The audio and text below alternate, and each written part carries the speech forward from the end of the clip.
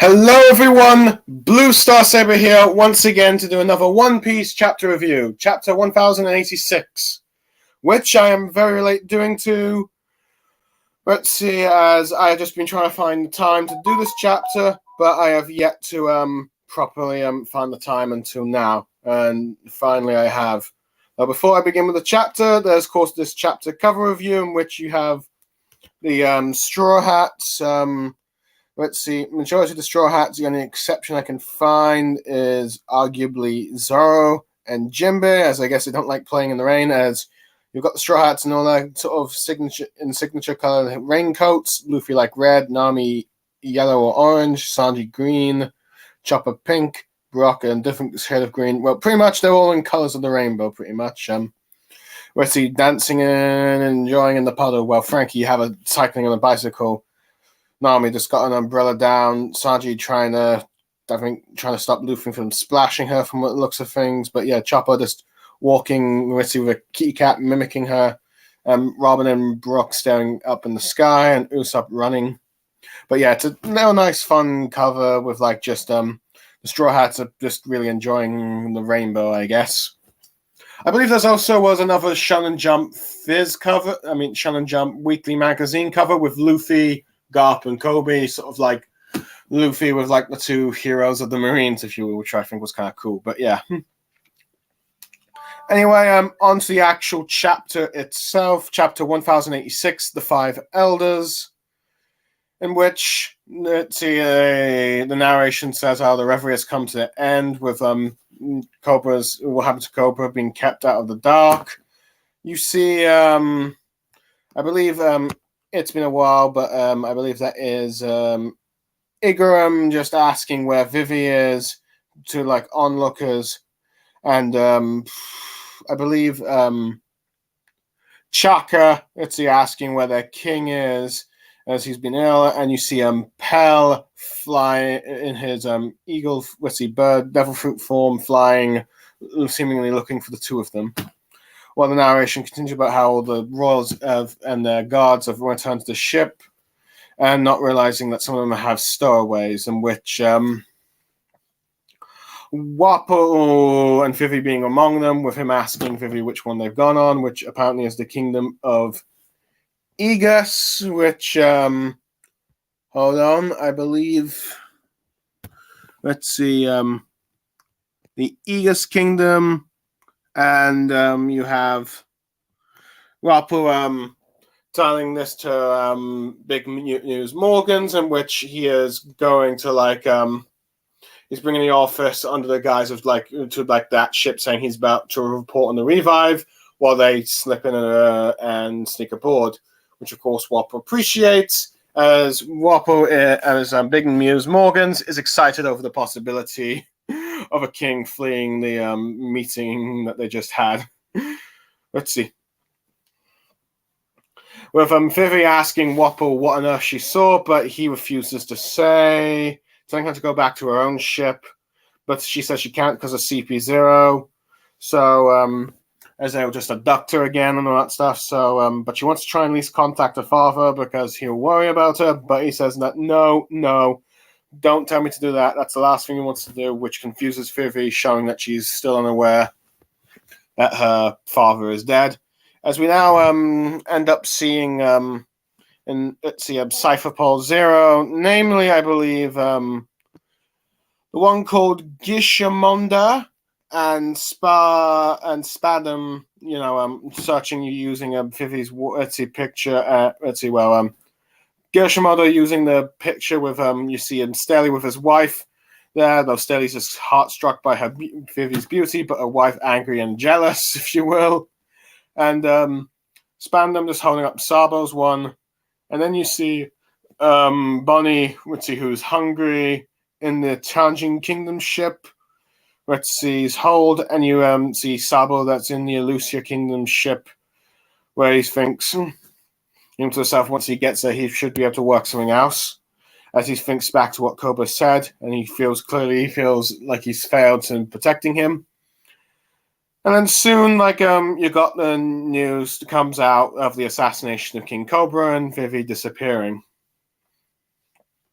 Okay, I would say, let's see. Well, the flashback is not over. My thoughts on this, I definitely like how it's in character for Ingram to just overreact like that to like Vivi missing and all that stuff, and Chaka being like, "Where's the king?" and no doubt when they learn the truth about the king's assassination, no doubt they'll probably start leading the Alabasta forces to rebel against the world government. But yeah, though, if Vivi is going to go back to the Straw Hats at some point, I at least think they'll be assured that at least she's safe. But yeah, the interesting one of note for this to me, I think, is Pell, who is flying in the bird form, clearly searching out. I wouldn't be surprised if Pell eventually finds Vivi, maybe with the Straw Hats, she tells him what's what and tells him what to do and send a message to like Alabasta and what they need to do for the time being while she's traveling with the Straw Hats. Which I think will be interesting, and this might be the reason why Oda kept Pell alive for so long rather than kill him off, though granted that just could be just that Oda just refuses to kill off characters until now. But we'll have to wait and see on that part. But I do find it interesting how Wapol is just trying to see how he's communicated with like Big News. Morgans are saying like, I need help, the world government's after me, and Big Morgans, seeing a scoop in this, is willing to take him and all that stuff. Let's see, since like, Big News Morgans, big news with I do like how it's interesting how Witsy with Vivi, she doesn't quite know all the details of what Wapol sees as he refuses to talk. So she doesn't know about the whole the empty throne situation and Emu, and she has no idea that her father's dead, which I suppose makes sense for why. Let's see, Big News Morgan said the other day, when yesterday you were just crying your eyes out, which means that she probably only just found the news then. I only just got that news then instead of just straight away like the rest of the world did. In many ways, she probably learned the truth just closer to the time the Straw Hats did. And it's interesting how all these kingdoms brought up of where where Vivi's gone to, Sabo's gone to, and Bonnie's gone to. As I believe each of as this chapter will later reveal, these are all kingdoms that rebelled.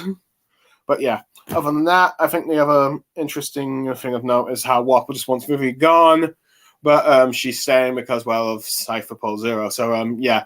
So it's like, this is a tag team that's, not necessarily in sync, but, no choice but to work together to survive and escape the world government right now.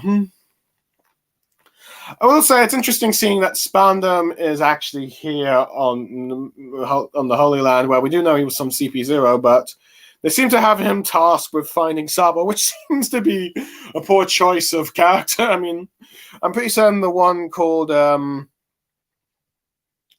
Gizmondo would probably be more suited to finding Sabo. But it's interesting how Stelly has just seen the reaction. No surprise, Vivi is regarded as very beautiful, so he's got eyes over her.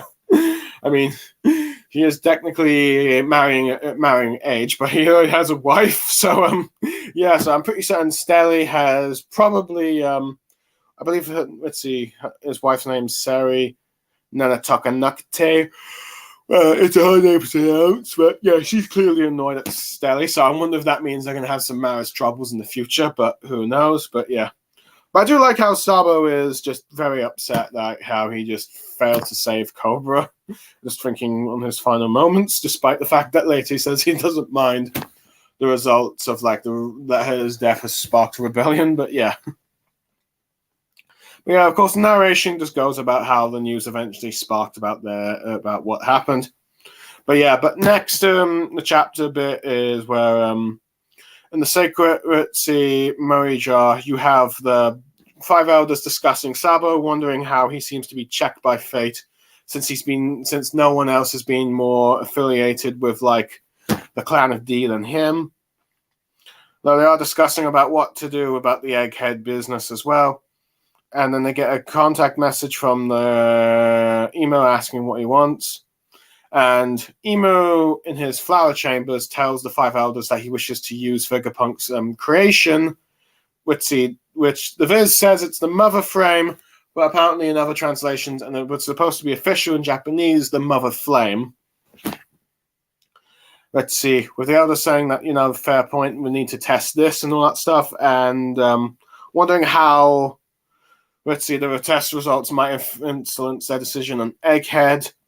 And one of them starts to suggest that they test it on the forest land, or maybe doing an Opus C, but Emu says he wants to test it on the Lucia Kingdom, with the mustache one saying how there are many people there, but he says it is no concern, with the long-bearded one going like, as the world creator wills it, and the youngest one, the one everyone calls as Sanji's uncle, why do you choose Lelucia? And next double period spread, Emo just goes, his reasoning is that it's close or nearby to where they are, in which we get a flashback of destruction and all that stuff, and then you have finally the members of the Ghost Area talking, as well as revealing each of their names, with like the one with like Ritzy, of course, introduced first the one name we already know, Saint Garcia Saturn, saying how they will take the necessary steps, and revealed that he's known as the Five Elders, Godhead of Science, or depending which translation, Warrior God of Science and Defense. And then the next one we are is the long-bearded one, talking about the Science of Rebellion, as its name is revealed to be the Godhead of the Environment, Saint Marcus Mars. And then long mustache one says it will serve as an example to others, called the Five Elder of Justice, or Godhead of Justice, Saint Topman Wakuri, which I think is supposed to be sort of a pun for Mercury with his name. Let's see. And then you get, let's see, the one that looks based off of Gandhi with the bold white-robed swordsman, saying if we could use this power freely. Let's see, he's introduced as the Godhead figure of Fiance, Saint Ethan Baron V. Nosajuro. And then you have, let's see, the last one, the one that, let's see, people say it's related to Sanji, saying how we can bring this ancient battle to its conclusion, as his name is revealed to be Godhead of Agriculture, Saint Shepherd Jupiter, which is an acronym for, let's see, Jupiter, planet Jupiter. I think, let's see, the Roman god name for, let's see, Zeus. And, hold on, and as from, let's see, let's see, Ethan Baron Nazajuro, I believe his name is based off of V, with the V being the plus and Nasu being, which apparently roughly equals Benishu, according to Wicca. So it's some sort of, let's see, pronunciation of the name Venus. So, yeah, and as Emu he says he desires one other thing, or he wants him to bring or desire Vivi, or bring him, depending on the translation, and they say how it will be done. As we cut to the Navy, talking about the rebellion in Tangerine and in Aegis, the two places that, let's see, Bonnie and Vivi went to. Let's see. The narration says how the Navy stretched the fin between the end of the Seven Warlords and the uprisings of the member government countries as they have their Marines deploying. Let's see.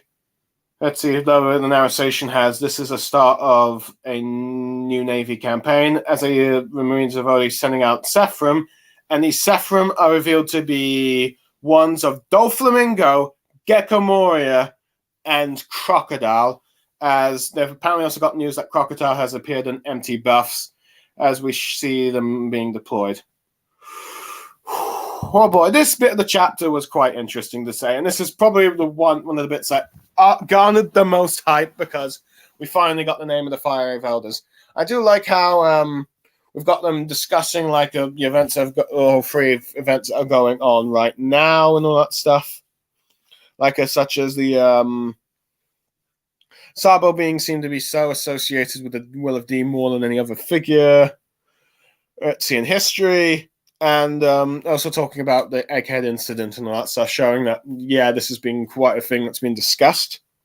But of course, Emo wants to test out Vegapunk's creation, which is interesting because everyone thought that the Mother Flame was actually the ancient weapon.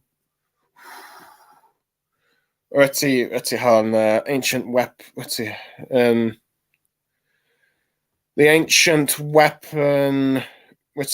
Uranus? No, wait, Uranus. Yeah, I think it is. I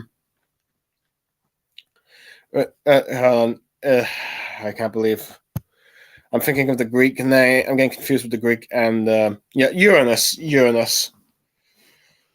So everyone thought that since it seems to be a sky-based weapon, that was Uranus, but that seems like it's not the case, and it seems to be something that Vegapunk created, which I'll get more into details a bit later. But yeah, and it's interesting here how we see a bit more of the morality of the Five Elders wanting to test it somewhere, but when Emu says no, and they seem to try and find this justification. You can see in their eyes that they don't necessarily agree with this decision, but they will follow the will of Emu. And we just kind of see how just cold and heartless Emu really is, and just how much of a very cruel god he kind of is about. He selects this kingdom, and his only reasoning for it is that it's nearby, despite that, and that you have the Five Elders trying to rationalize it and all that stuff. So, yeah. But the main highlight is the fact that we've got the names of the Five Elders, and which I will admit, I was not expecting some of the names, but we know Saturn's. But it's interesting to learn that he is the head of the science, science and defense.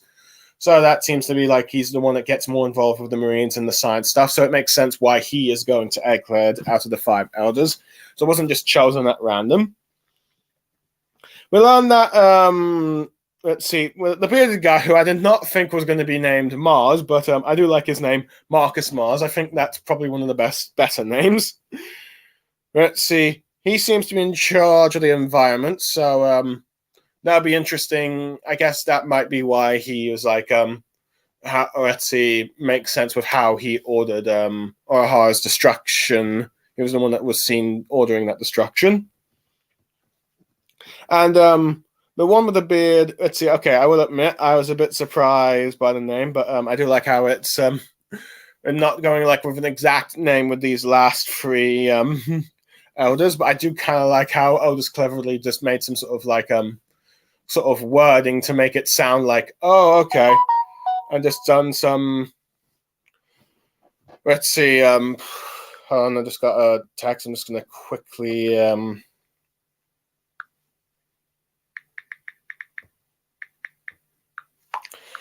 let's see, I'm just doing a sort of like,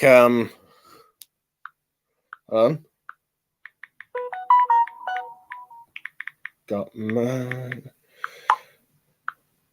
Let's see, I do like how it's just a sort of like a clever way of doing these names. Let's see, and allowing for like perhaps maybe some decent first name. So granted, I don't think everyone expected him to be called Top Man, but yeah, but I don't like the way he does like the Mercury thing. But it's interesting that this one is the Godhead of Justice, and I think this one's kind of makes sense because I think this, out of all the elders, I've noticed that he's the one that seems to get the angriest at Straw Hat Luffy the most, as his department is justice, meaning that Luffy, who often gets in the way of the Marines' justice or causes sabotages to the balances and all that stuff, means that he is disrupting the justice of the world.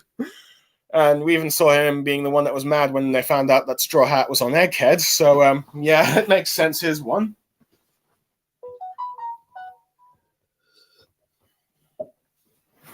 With then, of course, this one's the biggest surprise, and this is the one I thought would be named after Mars, is Ethan Baron Nevivision Juro, but this one is actually named after Venus, goddess of love and all that stuff.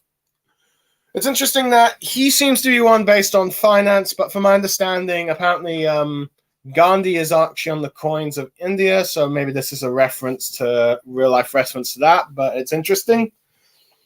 But yeah, but it'll be but yeah.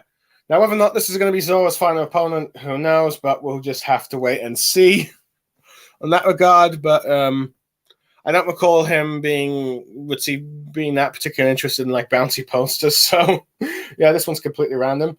The same one here with Sanji. I think out of the ones with the clever naming, I think Saint Shepherd G. Peter. I think this one, the one being a name of Jupiter, I think this one was quite clever of how they did it. So yeah, and it's interesting that he seems to be the godhead of agriculture. So I think some people are saying that he's going to be like charged with all the food and stuff, which might make him like fitting for like Sanji's final opponent if the five elders are going to be the final opponents of the Straw Hats. But it's interesting that Emu is after Vivi. It's whether or not, some might still imply that the Emu being Lily, that theory is debunked. But some do wonder if, like, the theory of Emu being somewhat infatuated with Lily, or even if, Emu might just be now trying to use Vivi as a substitute. We don't know. Or he might just want her dead. If he wants her for a certain purpose, we'll have to wait and see. But yeah, it will be interesting. But I think this is how the Straw Hats are probably going to get Vivi, and this is going to be partly the motivation of the Straw Hats getting involved against Emu, at least initially, is the fact that, Emu killed Cobra and is now after Vivi, who they consider crew, and they're going to fight him and all that stuff. But like I said earlier, I kind of spoiled this earlier when I was talking about the two kingdoms rebelling. But yeah, the two kingdoms that that's Vivi and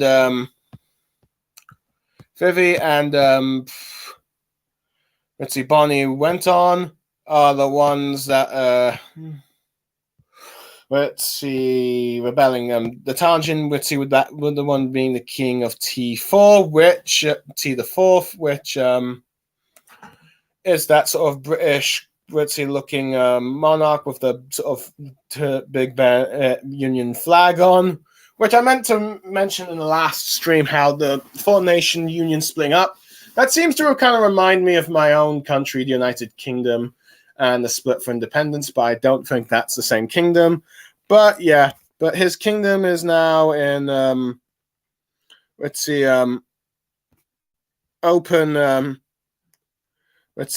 open rebellion and all that stuff. So it seems to be one of the six. Whether or not it's one of the 8 that successfully rebelled. So yeah, and the Tangerine country, which has the Queen of Marone, and this one seems to be based off Mokoro in North Africa, but the Queen, from my understanding. But might be inspired by Mokoro, who, that one with all the wine glasses, her kingdom seems to have also rebelled, so that's interesting to see those kings. I wonder if they've been disposed like the Lucia king or not, but yeah. But the main thing of this one is that we see the Marines are deploying with their new military force, and we finally got the other members of the 7 warlords, of the original warlords, with the Sephram and all that stuff. So, yeah, we have got. Granted, I don't think the wiki has. Gotten them names of the Sephram just yet. As they're probably going to be S Croc, S Gecko, and S Flamingo. But they're being deployed, and it seems like, from the way it's implied, with like the news of when Crocodile went to rescue Bargi, they might deploy these Sephram to go after Cross Guild, which many people are suspecting that you're going to get like a Crocodile versus his his matchup, and the other ones fighting Mihawk and maybe Buggy, but that's mostly Mihawk, which I think could be a good way to bring up some feats for like the Cross Guild and show just how strong Crocodile has gotten and how strong Mihawk is.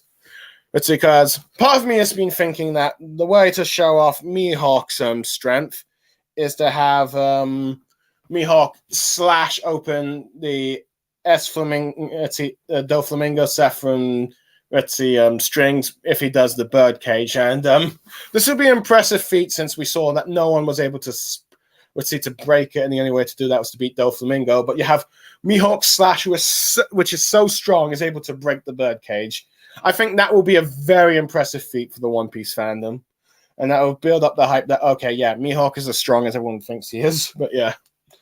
Well, granted, there's interesting being some debate on the crocodile one because he has a scar when he shouldn't, and some are debating whether or not the features of the crocodile Saffron is confirming that it's a female. This is Crocodile younger as a female or male or not, because many people theorize that Crocodile was originally a woman. But yeah. Now we won't see. Now we have to wait and see where they're deployed and what they're going to do. But yeah, it could be they are going to those kingdoms to deal with those rebellions, but we'll have to wait and see. But yeah, but the Marines are on the move. Anyway, the next bit of the chapter, we are cutting back to the present. Sabo just finishing up the story about how he arrived at the Lucia Kingdom and the people were earlier apprehended the king, Second, and the Princess Chimera as prisoners, and how they welcomed him as open arms and all that stuff as a hero. And then that's when he saw the newspaper about how he was accused of killing Cobra. With the citizens treating him as a hero, even though I wanted to tell them the truth, he just couldn't bring himself to do it, given the fact that their passion for the revolutionary just becomes so strong. You got Dragon just staring there, listening. Let's see, he seems to doesn't mind from what I can tell. He seems to agree with Sabo's overall conclusion of the assault, so I think he's not necessarily still happy with the whole how it played out. But yeah, Sabo explains how, thanks to Betty and the other commanders, we see, I believe, the Lucia Kingdom, Melda, and a couple of citizens wanting to join and all that stuff. And they're the ones he brought back. And Sabo used a clever jamming transponder style to make it send a signal back home, but made it look like he was when he has already left, but made it look like he was in Lucia and all that stuff. So the government assumed he was there, but he was already out in sea. With Ivanko talking about about when this call was happening, the kingdom vanished, and which he presumes that was the case. And Sabo confirms, and it was horrible for a scene for those on the ship, since many of the people that went to join the revolutionaries had families left behind, and then as a result, they not only saw their home destroyed, but their families also probably gone with them. So yeah. With Dragon asking what exactly happened with the situation, but given how awful it is, with Sabo confirming that some sort of shadowy cloud figure in the sky, and in the next moment, everything was gone. Let's see. And Sabo explains how it doesn't really seem to be anything natural, or a living creature could explain.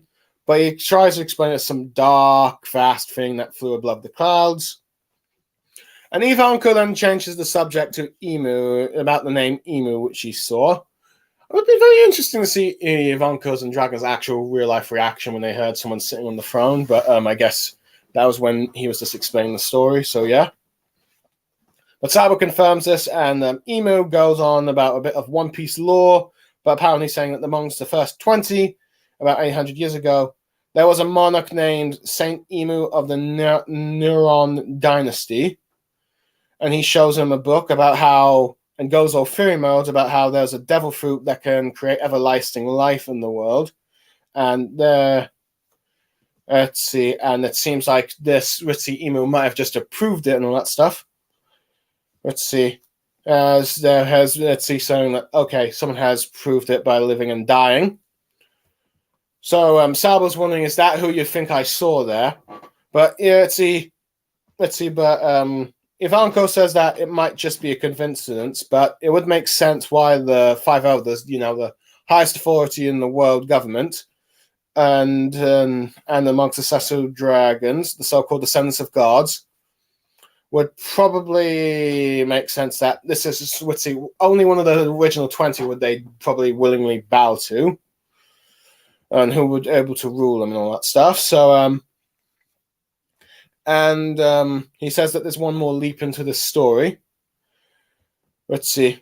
He ends up questioning that if it were this thing that flies in the clouds, could it really be that destroyed an entire nation? If it was a government weapon, it can only be something that was created by Vegapunk.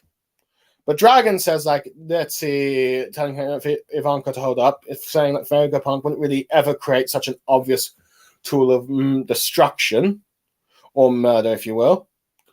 But he says that the other possibility is that it's an ancient weapon, and an emu, since he lived in the ancient times, could be able to have access to it. And Dragon talks about how Robin did confirm to them that the ancient weapons exist. But he wonders, if the government only had a possession of this weapon, why have they not been able to use it before, and why use it now? So yeah, so this is the interesting part here, and I do like let's see, so yeah, the flashback is finally over, and now we're back in the present, which means that arguably we're probably going to get to the next chapter, we're probably going to get to the Straw Hats, or back to Egghead Island, as I think that Oda's probably covered everything that he needs to outside of the One Piece world going on right now. So yeah, but I do like how we got to see how the citizens apprehended the king and the princess of Lucia. It seemed to be quite easy and all that stuff. And it's interesting to see how Sabo's been welcomed as a hero of open arms and all that stuff. And that's when he learned the assassination. And while he wanted to, and it's interesting, while he wanted to tell the truth, he just couldn't bring himself to do it. Let's see, because, well, everyone's was being inspired by his supposed actions to begin the revolution. And it matches up with what he'd said about, let's see, while he doesn't really feel sorry for Cobra, he can't deny the results of the cause of rebellion spreading due to these misinformation and all that stuff. And if it adds more people to their cause and all that stuff. But yeah, but clearly, let's see, he's having a hard time with it. And arguably, he probably will have a hard time with this explained to Luffy and Vivi when the time comes. When he also has to give them Cobra's message.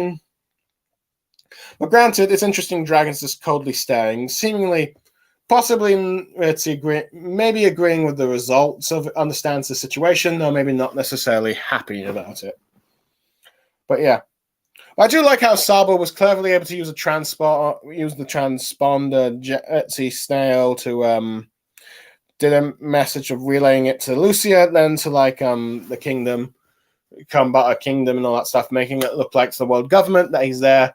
Then Lucia, and since they just blown up the place, they assume that he's dead, so he was able to sneak around a bit, which probably gives him a chance to go find Vivi and Luffy and tell them the message that Cobra has left him, which I assume at some point he will do so, as he did promise Cobra. But it is interesting to see how he talks about how the families, how the members of the revolution of Lucia watched their kingdom be completely destroyed. And let's see, and the horror they must have felt.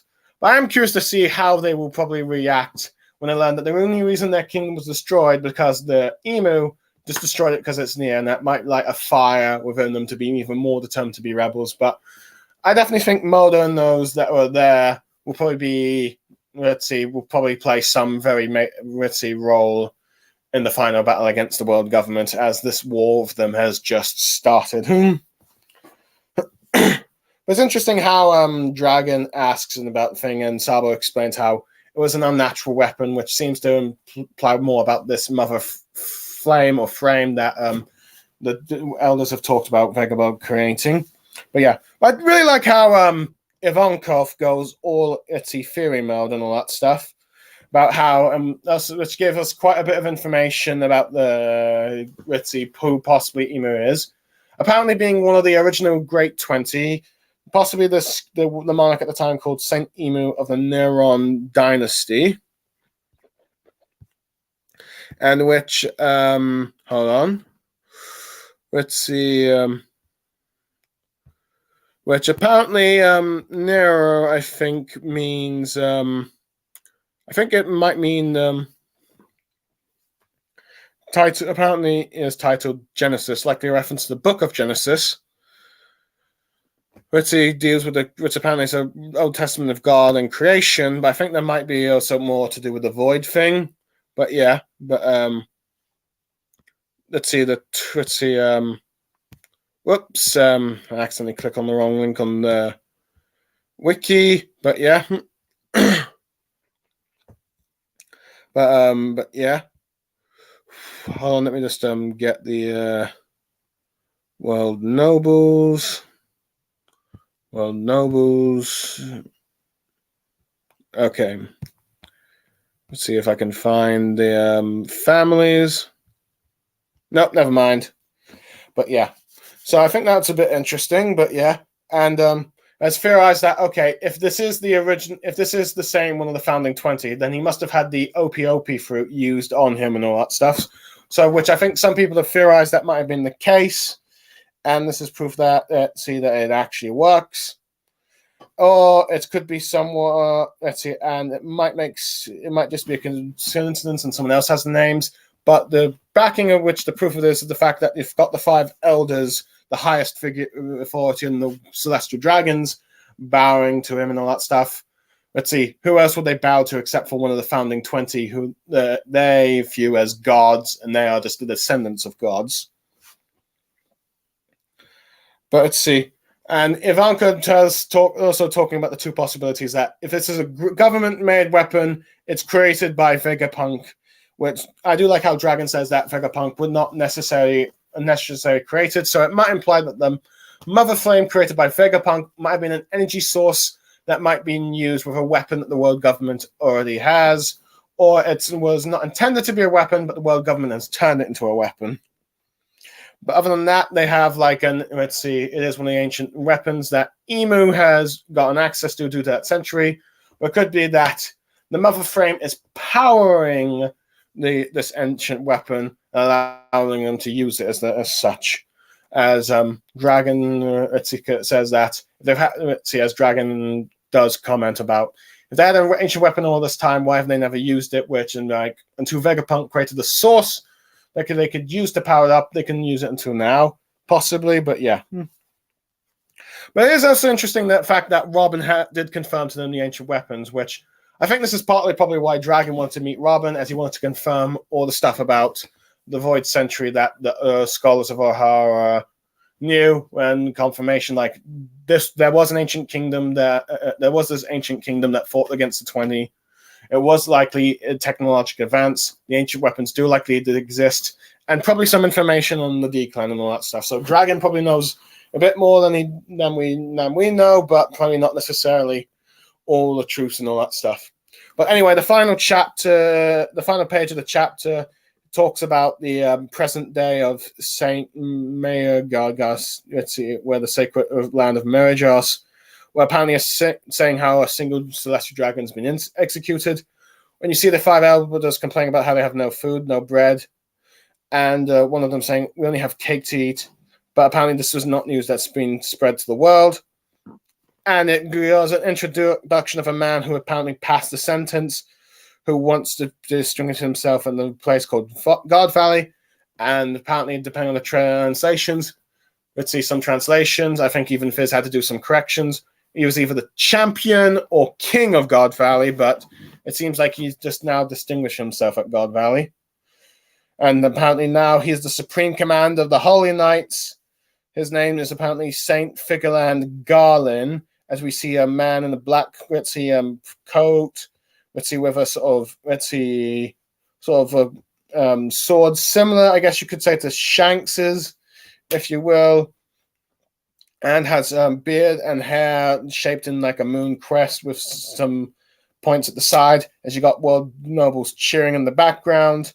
And it's revealed that he's executed the man who had protected the fishman, Saint Don Quixote Mosgard, as he says, anyone who stands up for human scum they sink even lower than scum and all that stuff. But that ends the chapter with Saint Mosgard dead, and we're now on the 5, and that began the 5-week hiatus. But what a way to end the chapter and all that stuff. But yeah. First of all, I'd really like that sort of that fact that the Revolutionaries' Army's effect of stopping the food supply with Celestial Dragons is actually taking effect, as you see many of them getting hungry. They don't have any food but cake, which I do like that sort of reference, as apparently it's what are arguably a reference to the French Revolution, where the citizens were starving. Apparently, the Queen of France at the time says, like, why not just feed them cake if they can't have bread and all that stuff? And that was just like a such out-of-class line at the time, as I think only cake was expensive back then and only for, like, nobility and royals. So that just probably arguably angered the citizens more, leading to their revolution against the French monarchy. But anyway, but it's interesting to actually see the leader of the Holy Knights, or God's Knights, if you will, Saint Figolon, and I do like the design of his hair and beard and all that stuff. And this guy, with given the fact he has a sword, many are wondering, besides maybe, let's see, Saint Ethan of the Five Elders, or let's see, S-Hawk, Zora's final opponent might just be this guy. Now, I wouldn't be surprised if maybe Estus might be... Kid might be his final opponent, and I'll get to that in a minute. Because the fact that his name is Saint Figolon Garland, because thanks to the One Piece Red film and the data book that came with it, we know that Shanks is apparently allegedly related to the Figolon family and arguably a world noble, and that he was rescued by Roger from like God Valley and all that stuff. So this man is either somehow related to Shanks, either his father, grandfather, uncle, or something. But yeah, arguably related. But many are thinking that okay, he's probably the Chillerette lead figure, which many feel was like a relative of Shanks, but it seems like Oda's already changed the Chillerette to the actual figure, or it might just be someone else. But either way, this is someone who Shanks is allegedly connected to. And it's interesting to see how different he is from Shanks, as Shanks would protect the weak, but he says that those who protect the weak are scum. In many ways, it's kind of like a rewording of Kakashi's words, that those who break the rules, well, are considered scum, but those who abandon their friends are even worse scum. But it's like a dark take on that. And the person he's killed, of course, is Saint Don Quixote Mosgard, which I am surprised that Oda killed off this character, as I figured he was going to use Mosgard to play a larger role in the final battle against the Revolution and be one of the only world nobles to still have his freedom afterwards as he joined the right side. Now, whether or not he has managed to... Now, granted, he seems to be the only one that does not have a slave, so it's hard to believe that any other world nobles are actually being turned to good people with influence, but arguably the one man that could have done that is now dead. So probably all the other world nobles who are now cheering for him are probably, there's no hope for them to ever reform. Let's see whether or not I think they should or not. But yeah, they're cheering for his death and he's gone. And that, any chance of the others maybe seeing the error of their ways is probably gone, just showing how scummy they are. But yeah, he is dead, and this is like arguably, I think probably like the third character that Oda has, I think, killed off an Egghead so far. I mean, Cobra, we've seen dead. Let's see. Is there someone else that died recently? Possibly Shaka, but we'll sort of get confirmation on that. But Oda has been doing quite a lot of deaths lately, and let's see. Who knows? We might get a few more, but we'll just have to. Oh yeah, T-Bone. Let's see. So T-Bone, Cobra, and Mosgard. We have got so far 3 characters being killed off during these last few chapters, and it's like, blimey, Oda's going on a bit of a warpath here. I mean, you could argue how major or how minor these characters are, but Oda is starting to kill some off.